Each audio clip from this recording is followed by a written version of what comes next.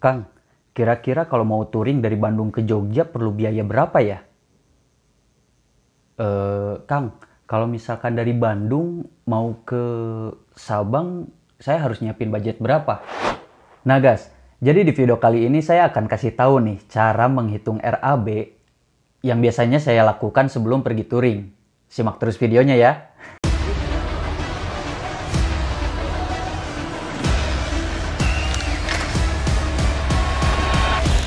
Sampurasun guys.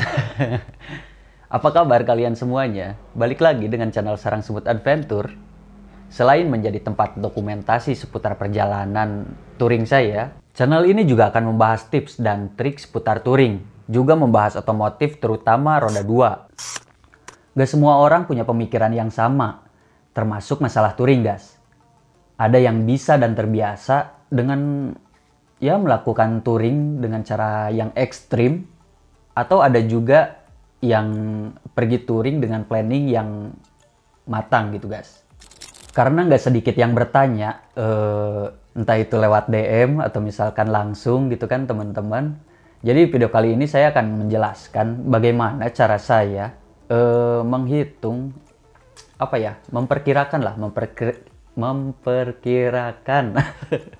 memperkirakan yang bisa jadi patokan biaya yang harus kita persiapkan selama di perjalanan nanti. Yang pertama, catat destinasi yang bakal kalian tuju guys. Kang, kenapa harus dicatat gitu? Soalnya gini guys, kalau misalkan kita touring terus nggak tahu tujuan, nanti malah luntang-lantung gitu. Motoran gak jelas, motoran gabut. Kenapa harus ditulis? Karena destinasi tersebut bisa menentukan rute mana yang bakalan kita pakai guys. Jadi nggak asal cek-clok aja gitu. Jadi rutenya juga bisa tertata, dan itu juga bisa mempengaruhi pengeluaran bensin.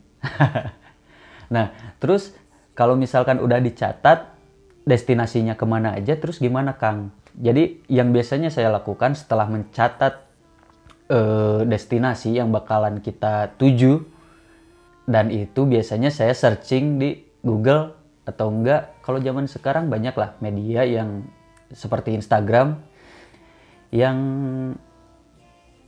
mencantumkan harga tiket masuknya. Nah, setelah mencatat destinasi yang bakalan kita temukan, langkah yang kedua itu menentukan rute. Nyambung lagi ke yang tadi. Jadi si destinasi itu bisa menentukan rute mana yang bakalan kita tuju guys. Dan itu juga bisa meminimalisir jarak. Sekaligus biaya bensin. Biaya pengeluaran bensin. Kang, kenapa rutenya harus ditentukan? Terus biar nggak cek-clok itu gimana maksudnya? Nah guys, jadi di sini saya bakalan kasih contoh, kasih lihat contoh di sini. Tunggu bentar. Di contoh ini ada dua gambar, dua peta rute. Yang satu itu, yang atas ini yang rutenya cek-clok, dan yang bawah itu rute yang tertata, terencana, ya udah ditentukan lah rutenya seperti apa. Jadi di rute yang cek-clok itu kita lihat total kilometernya itu 504 km guys. Padahal tujuannya sama. Jadi kita tujuannya sama. Ada Tugu Yogyakarta, Tugu Palputih Yogyakarta, terus daerah situ ada Malioboro kan, ada Malioboro.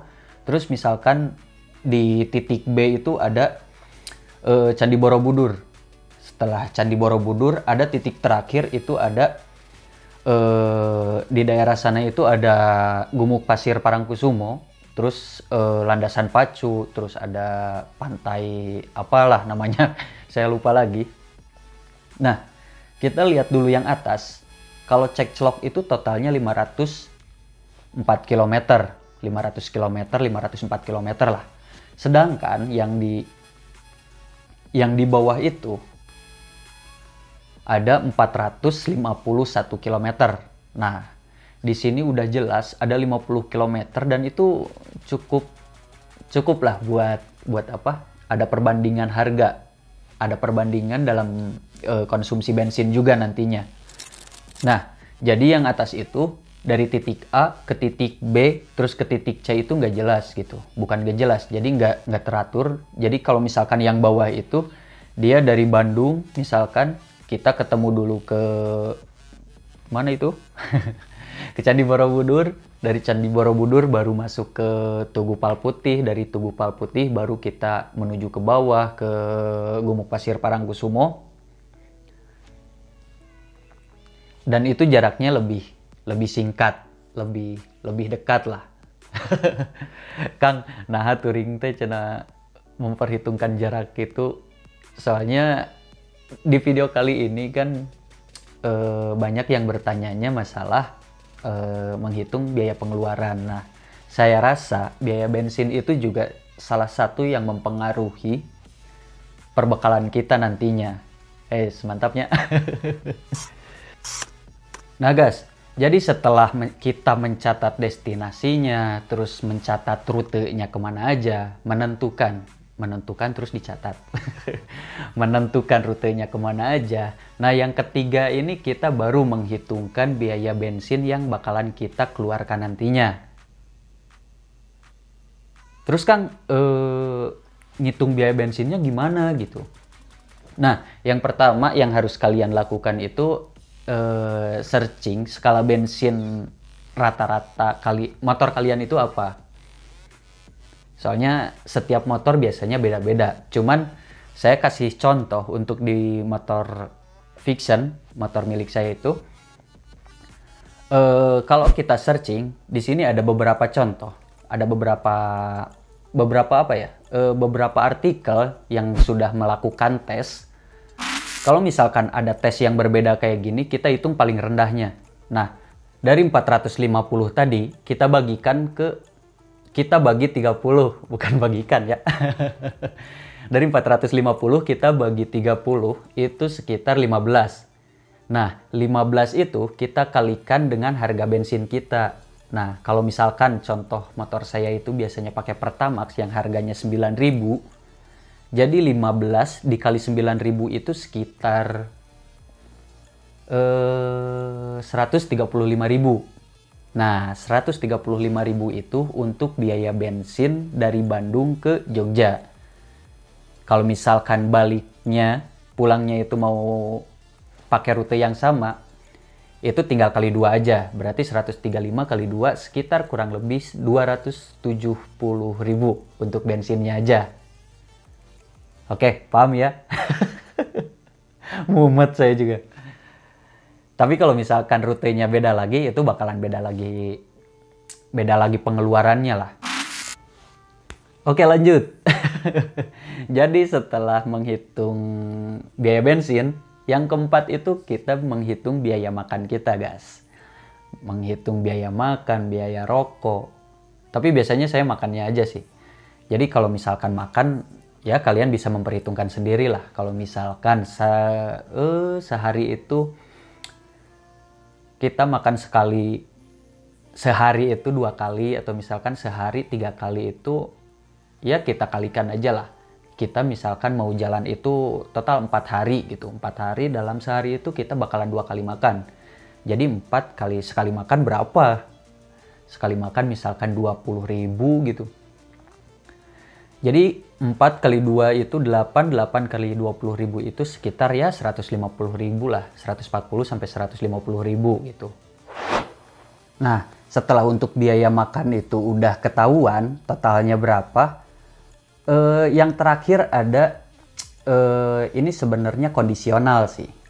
Jadi kalian bisa masukkan atau enggak. Jadi yang ke-5 itu ada biaya penginapan. Kalau misalkan kalian berniat untuk sewa penginapan, ya tinggal kalian cari tahu aja. Biasanya banyak di aplikasi. Kalau misalkan saya itu contohnya ada kayak di Oyo, terus aplikasi Oyo, aplikasi apalagi satu lagi tuh saya lupa lah, pokoknya itu Red Doors kayak gitu. Nah itu kalian tinggal cantumin aja, masukin aja harganya berapa per malam, tinggal kalikan aja kalian mau nginapnya berapa. Nah kalau misalkan udah jelas, sebenarnya kalau yang saya hitung sih biasanya itu aja. Beda lagi kalau misalkan kita mau nyebrang ke luar pulau, itu tiket penyeberangannya juga dimasukin lagi. Nah, kalau misalkan udah kayak gitu, kalian tinggal kalkulasiin, tinggal tambahin semuanya, kira-kira totalnya itu berapa. Nah, kalau misalkan udah kelihatan totalnya itu berapa, nah kita tambahin nih 10% dari total tadi. Terus, kenapa kita harus nambahin kurang lebih 10% itu? Soalnya gini guys, kita kadang nggak sadar gitu biaya parkir, setiap kali parkir kita ngeluarin 2.000. Terus kalau misalkan kita mau mandi di pom bensin atau apa, biasanya itu kan ada yang jaga tuh. Nah itu kita keluarin 2.000, keluarin berapa. Soalnya itu kadang nggak kepikiran tuh dari sana juga. Nah udah jelas ya, jadi kita udah tahu nih, bukan bakalan, kita udah tahu nih perkiraan biaya yang bakalan kita keluarkan nantinya. Jadi kita siapin dengan budget segitu yang sudah dijumlahkan tadi. Nah, ada satu hal lagi guys. Jadi kalau misalkan kita biasanya kalau misalkan touring ya lintas provinsi, lintas pulau, itu kita harus menyiapkan dana darurat. Dana darurat, kenapa ini harus disiapkan? Soalnya kita nggak pernah tahu kendala apa aja yang bakalan kita temukan nanti di jalan. Ya contohnya kayak misalkan ada rantai motornya rusak, atau misalkan kita pakai matic fan beltnya putus, terus misalkan ada trouble masalah mesin. Itu kan nggak masuk perhitungan kan? Nah itu biasanya kita harus mempersiapkan dana darurat tadi. Dan sifatnya dana darurat ini nggak boleh kita gabungin. Jadi harus terpisah, dan itu juga nggak boleh dipakai untuk hal-hal lain seperti beli oleh-oleh atau misalkan apa gitu. Jadi itu untuk khusus aja, dan itu biasanya disimpannya terpisah dan itu nggak boleh dipegang sama sekali gitu. Oke, jelas ya. Dan saya rasa cara tadi bisa saya andalkan untuk meminimalisir gangguan selama di perjalanan, terutama masalah budget. Kalau misalkan kalian punya cara lain atau misalkan ada hal yang kurang jelas, silahkan tulis di kolom komentar. Mungkin segitu dulu aja untuk video kali ini. Kalau misalkan kalian ada saran atau misalkan ada hal yang ya cukup menarik untuk kita bahas, silahkan tulis juga di kolom komentar. Tetap terus pantengin channel Sarang Semut Adventure. Sampai jumpa di video selanjutnya. Hayu gaskeun!